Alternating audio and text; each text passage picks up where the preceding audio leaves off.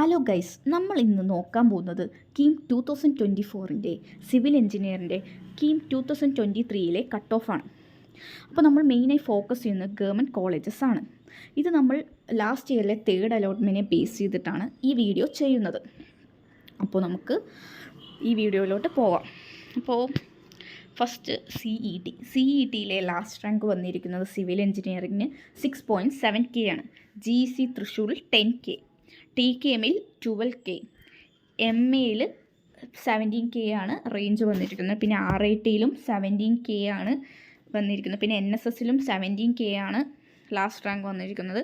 പിന്നെ GEC ബാർത്തനിൽ 15K ആണ് last rank civil എഞ്ചിനീയറിങ്ങിന് വന്നിരിക്കുന്നത്. GEC കണ്ണൂരിൽ 15K ആണ് സിവിൽ എഞ്ചിനീയറിംഗ് ലാസ്റ്റ് റാങ്ക് വന്നിരിക്കുന്നത്.